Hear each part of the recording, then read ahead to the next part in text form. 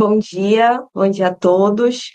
Começou março e com ele a gente lembra do Março Lilás, que é o mês de alusão, né, à saúde hoje em dia da saúde da mulher como um todo. Então hoje eu quero falar para vocês sobre a saúde da mulher como uma prioridade. Então, vamos iniciar aqui. Não passou. Isso. Então, o que que é a prioridade, né? A prioridade é você ter uma preferência, né? Você ser a preferência, né? É o primeiro em relação aos demais. Então, é um estado de quem ou quem está em primeiro lugar.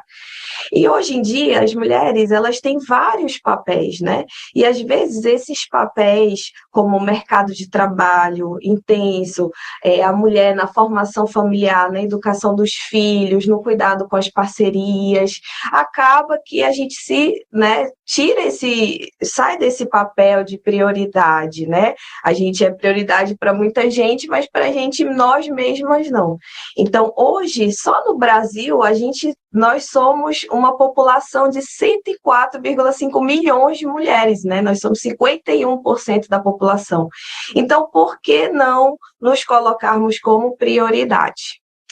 Então, eu vou deixar para vocês uma mensagem que é quem já de vocês, mulheres que estão nos vendo, já realizou a sua rotina de exames deste ano, 2025. Já estamos em março, e por isso, né, já estamos no terceiro mês aí do ano, então é deste ano, não é do ano passado, tá?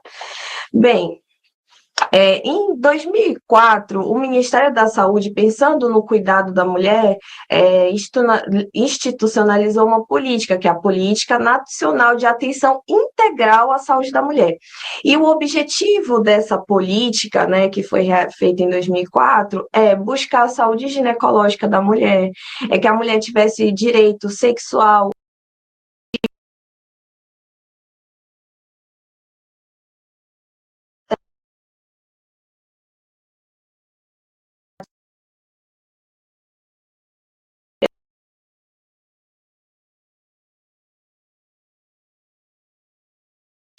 Atenção ao climatério e à menopausa. O climatério é aquele período que é conhecido como a pré-menopausa, né? E a menopausa, quando termina já a menstruação, que todas as mulheres que estão nessa fase sabem que o cuidado é diferenciado, que precisa de muita atenção, a saúde mental, né? Lembrar das mulheres que estão sobre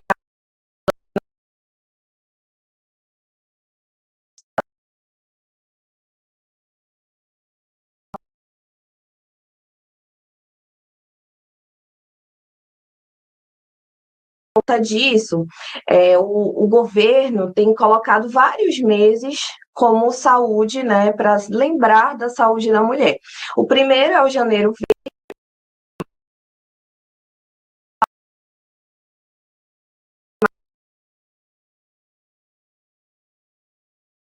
O Março Lilás é o mês de prevenção e combate ao câncer do colo do útero, que é a patologia que mais mata mulheres, né, depois do câncer de mama. E o Março Amarelo, que é o mês de conscientização da endometriose, que é uma doença que atinge muitas mulheres, que causa muita dor.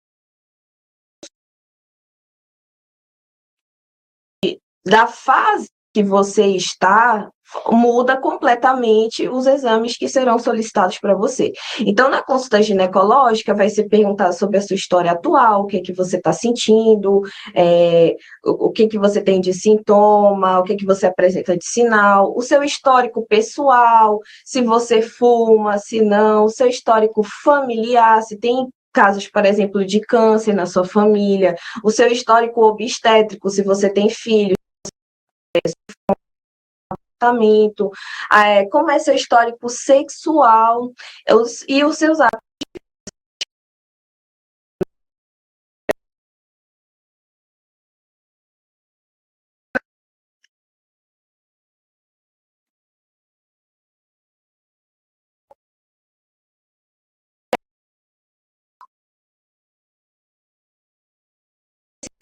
detectar algumas doenças, por exemplo, as anemias, às vezes você está sentindo um desânimo, um cansaço, aí você pensa, é estresse. Não, é uma anemia, né?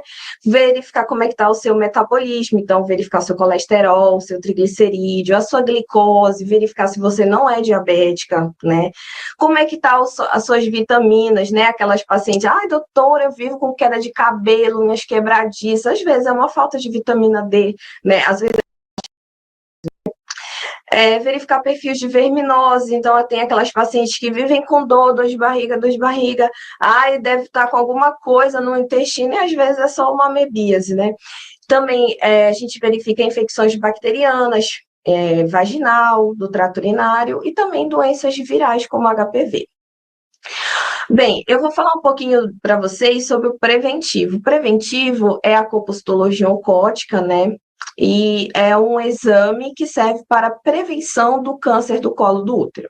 O preventivo, ele é um exame que serve para detectar precocemente lesões no colo do útero, né? Então, são lesões que podem ou não se tornar câncer. Então, quanto mais precocemente você identificar essas lesões, melhor. E não pode faltar esse exame para as pacientes acima de 25 anos, até 64 anos, que já tiveram relação sexual.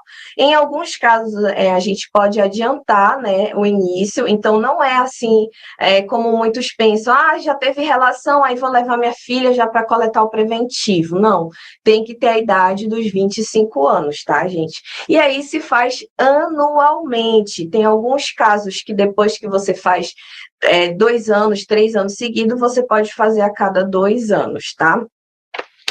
Bem, aí o câncer de colo de útero é o segundo mais incidente aqui no Pará, né? Perde só para o câncer de mama, então, ou seja, nós mulheres estamos envolvidas nos principais cânceres do estado. Ele tem uma incidência de 830 casos novos do Pará e é causado por um vírus, que é o vírus HPV, que é o papiloma vírus humano.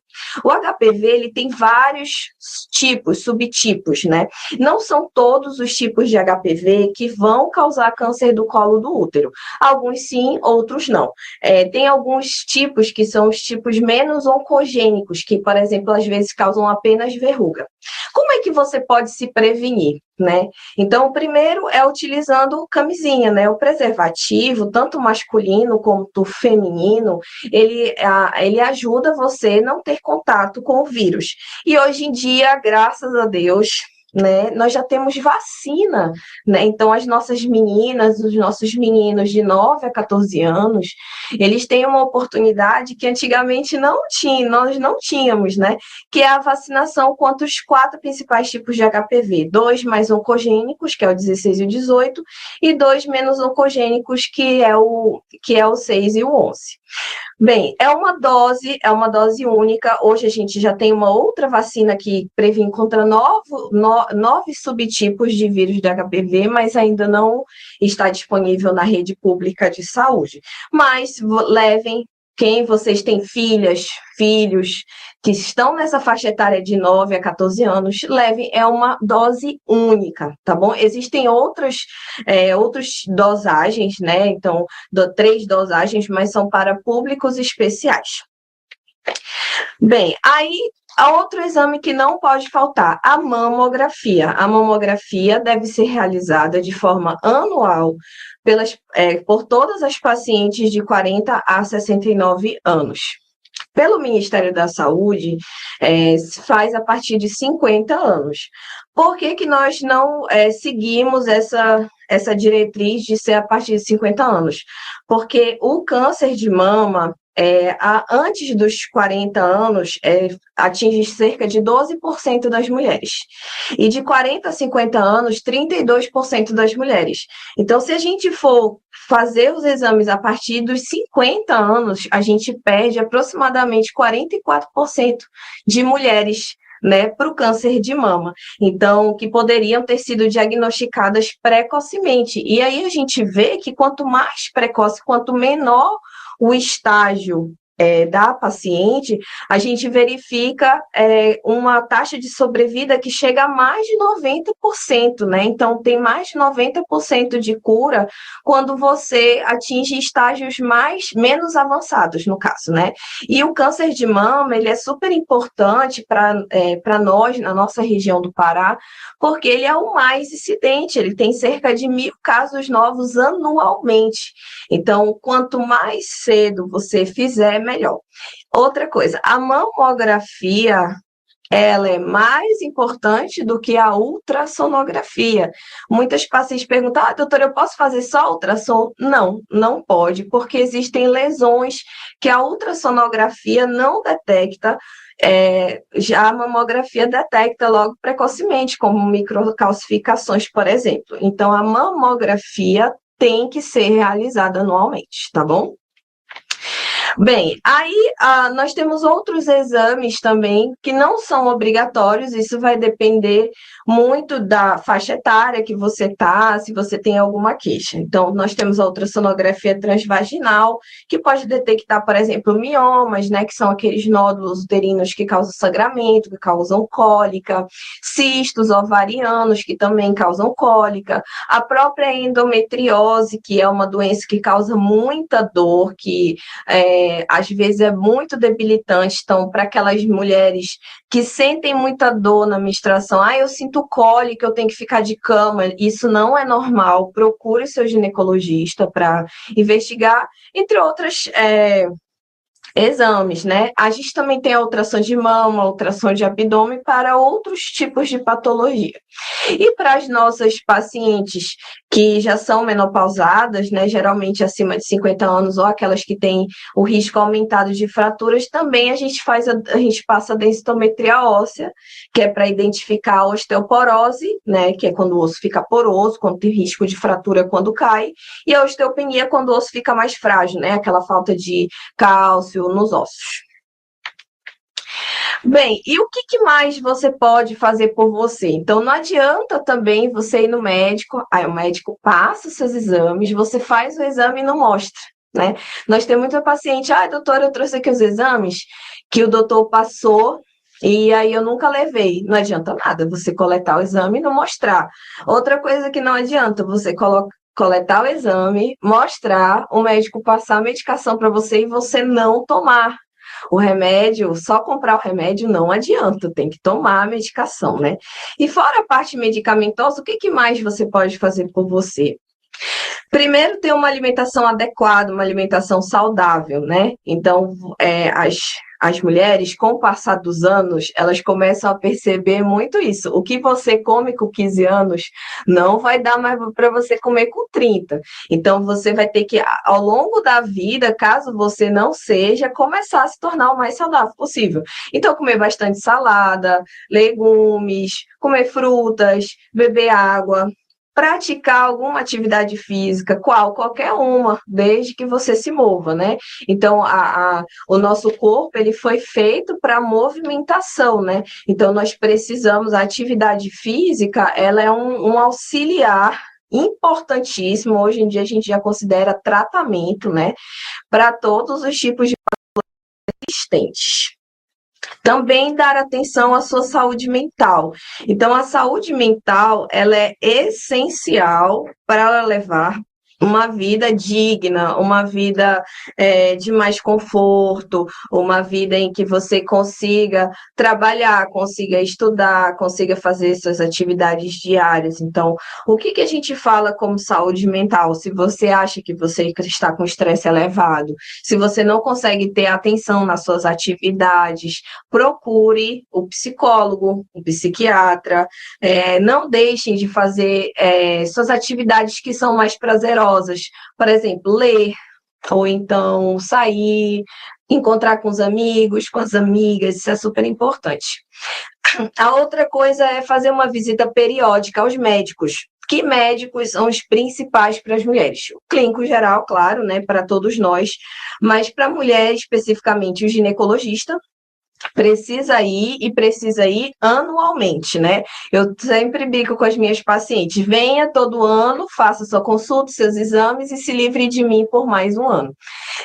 O cardiologista é essencial para verificar se você não tem nenhum tipo de doença cardiológica, se você não tem pressão alta, se tiver, fazer o seu acompanhamento. Para aquelas pacientes que vivem com dor: doutor, eu vivo com dor, dói meu ombro, dói meu punho, dói as articulações do dedo, procure um reumatologista, né? Verificar se você não tem nenhuma patologia reumatológica.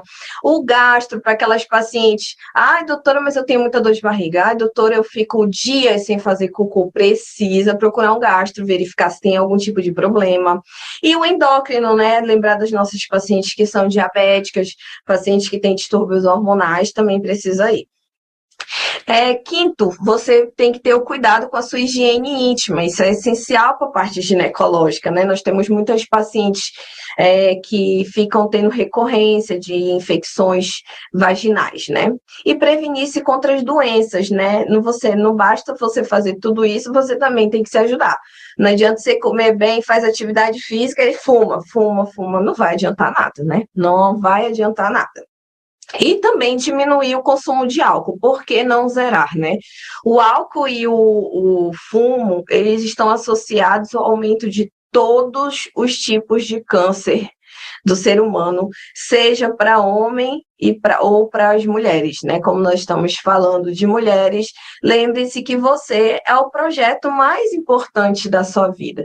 Então, por que não se priorizar, né? Então, hoje o recado é que vocês procurem, né, o ginecologista de vocês, verifiquem como é que está a sua saúde em geral, verifiquem quais exames vocês podem fazer, vocês devem fazer, façam, levem de volta para o médico passar as medicações e então você ficar tranquila, saber que você está bem, está saudável, poder continuar o seu papel tanto no mercado de trabalho, no emprego de vocês, quanto ao cuidado com os seus próprios familiares, seus filhos, parcerias. E é isso, gente. Muito obrigada.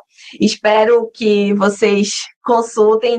Não esqueçam, aqui no Maternar, não é mais no Maternar, viu, gente? É lá na Policlínica. Nós estamos com a agenda aberta para consulta, inclusive das nossas servidoras também da UEPA, né, que estão nos escutando, as nossas alunas também podem consultar, além da população em geral. É isso, muito obrigada. O Rodrigo fez uma pergunta aqui no chat que gostaria que comentasse quais são os principais desafios enfrentados pelas mulheres no acesso à saúde. Bem, a mulher, ela enfrenta vários desafios, né? Então, sobre o acesso à saúde em si, não é só para as mulheres, é para a população em geral. A gente tem um problema de gestão pública enorme, né? Enorme. Então, às vezes, a gente vê que nós temos poucos profissionais especializados, né? Bons especialistas, que realmente têm tempo, né? Porque hoje em dia, para você ter uma consulta de qualidade, conversar com qualquer tipo de paciente, não só para as mulheres, você precisa ter tempo para ouvir, identificar quais são os fatores de risco dessa paciente. Então, você acaba, para ter essa qualidade, não pode agendar um número grande de pacientes. Então, como nós temos muitas mulheres e poucos profissionais, a gente tem uma superlotação de pacientes que precisam de atendimento e não conseguem, né? Então, a gente tem que também aumentar a quantidade de locais de atendimento. Não são todos os locais que encontram-se ginecologistas, nem especialistas. Então, é um problema muito grande de gestão, né? Então, aumentar a quantidade. Agora surgiu o novo Hospital da Mulher, né? Que vai dar um auxílio a isso, mas a gente ainda precisa da atenção básica, né? Então, daquela parte primária, daquela paciente que vai num postinho e consegue. Então, apesar de a maioria dos bairros ter postos, os postos não têm profissionais. Então, esse é o primeiro desafio.